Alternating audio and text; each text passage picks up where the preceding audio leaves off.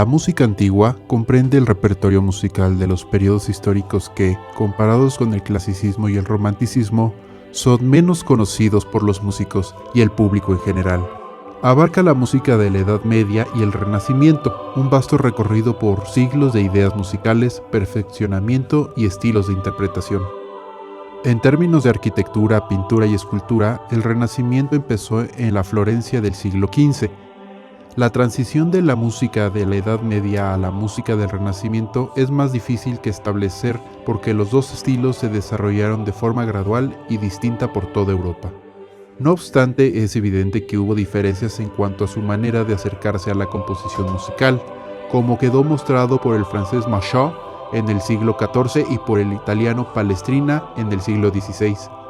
A finales del siglo XV y principios del siglo XVI, las obras de compositores influyentes como Dufay y Josquin cambiaron el estilo musical de forma considerable, por lo que 1450 es una fecha adecuada para separar la música medieval de la música renacentista.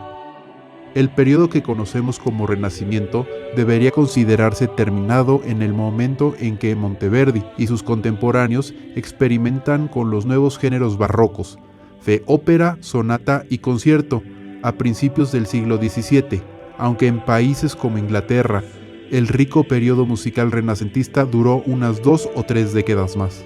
Música eclesiástica. La música que se conserva va íntimamente relacionada con lo sagrado. El canto llano fue, sin lugar a dudas, la música sacra más común durante todo este periodo, y se cantó en todas las iglesias, monasterios, catedrales y capillas. Era música monófona, solo tenía una línea melódica, y podía ser cantada por una o varias voces.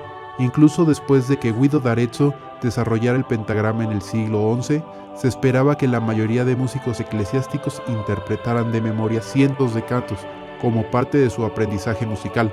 Durante todo este periodo se compuso música monófona, pero solo fue a partir del siglo XII cuando se consideró que valía la pena conservarla en colecciones escritas. Los compositores seculares más famosos fueron los trovadores, cuya música y poesía normalmente expresaban los ideales del amor cortés. Se sabe muy poco sobre cómo interpretaban su música, pero es posible que acompañaran las canciones con vihuela. Este instrumento musical, precursor del violín, posee 5 cuerdas, una de las cuales puede producir un zumbido regular como el de una zanfona o gaita. Así, la vihuela debía proporcionar solo un zumbido constante para un cantante solista. Polifonía. A partir del siglo XII aumentaron las formas polifónicas de composición en el seno de la iglesia, ya que los cantantes trabajaban sobre los cantos llanos básicos, añadiendo otras partes vocales en acontecimientos especiales como Navidad o Semana Santa. Se cree que en la Catedral de Notre Dame, en París, Leonand y Perrotin escribieron la primera pieza a 2, 3 y 4 voces en forma de manuscrito. Ya en el siglo XIII existía un gran repertorio de polifonías por todas las iglesias de Europa y también se escribían formas seculares de música de más de una voz. En el siglo XV, la música polifónica se había extendido y ya formaba parte imprescindible de las celebraciones religiosas y cortesanas importantes.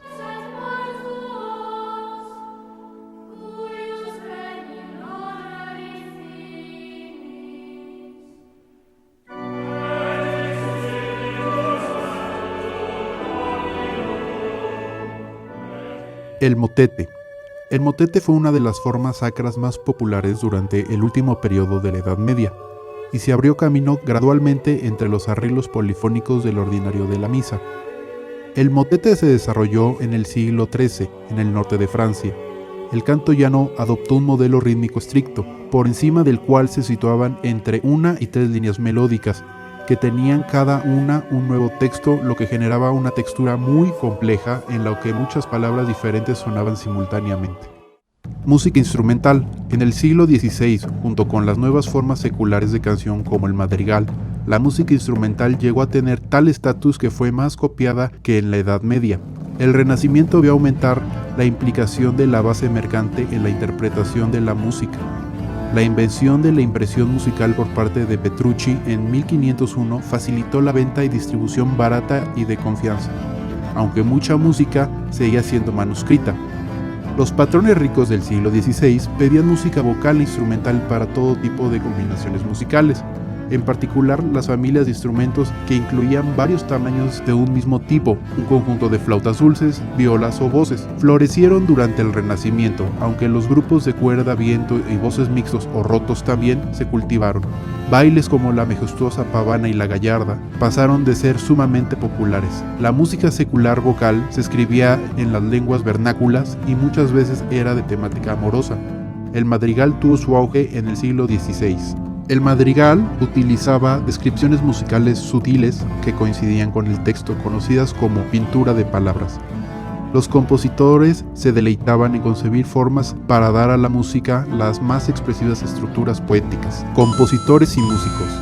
Durante la Edad Media y el Renacimiento, los compositores normalmente tenían otro empleo, como el de sacerdotes.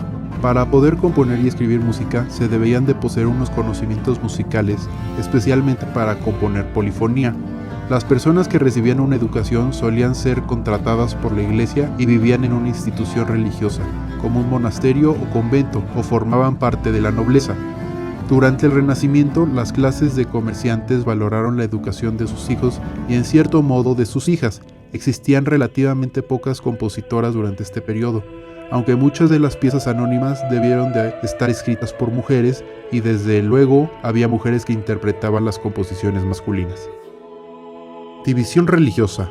La Reforma Protestante del siglo XVI tuvo inevitablemente consecuencias en la música, en gran parte porque los reformistas protestantes destruyeron tanta música católica como pudieron y la sustituyeron por estilos nuevos, más directos, sobre todo en Inglaterra.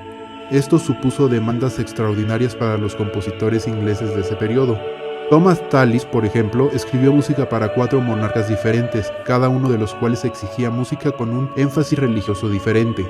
De los arreglos directos y protestantes de textos ingleses, de los que era partidaria Isabel I, a las polifonías elaboradas de textos latinos compuestas para su hermanastra María. La polifonía religiosa más simple, posterior a la Reforma, implicaba canto en armonía pura, con todas las voces al unísono, como si fueran una sola, o llamada homofonía. Otras formas musicales polifónicas se realizaban en contrapunto. La idea de una textura musical en la que las voces se imitaran entre sí en contrapunto pasó a convertirse en el rasgo distintivo de la música sacra y secular de finales de la Edad Media y del Renacimiento, y esto se aprecia sobre todo en la música coral de Palestrina y en las fantasías instrumentales de los grupos de música ingleses del final del periodo. Aunque los músicos encontraron nuevos métodos para componer, cada vez más con una sutil gama de ideas rítmicas, armónicas y de notación, la música antigua no puede verse como una clara evolución del canto llano primitivo a la polifonía sofisticada. Los motetes del siglo XV a menudo eran piezas de arte increíblemente complejas en cuanto a la notación y a la interpretación, mientras que las danzas instrumentales del siglo XVI solían ser encantadoramente simples. La herencia musical. Al apreciar la música antigua nos limita nuestra ignorancia sobre cómo sonaba su contexto original y lo que significaba para los que la cantaban, tocaban, escuchaban. Por otro lado, la gran variedad de interpretaciones disponibles es testimonio de cuánto queda por descubrir sobre este repertorio que parece tan distante y de las numerosas maneras con que podemos disfrutar de sus descubrimientos.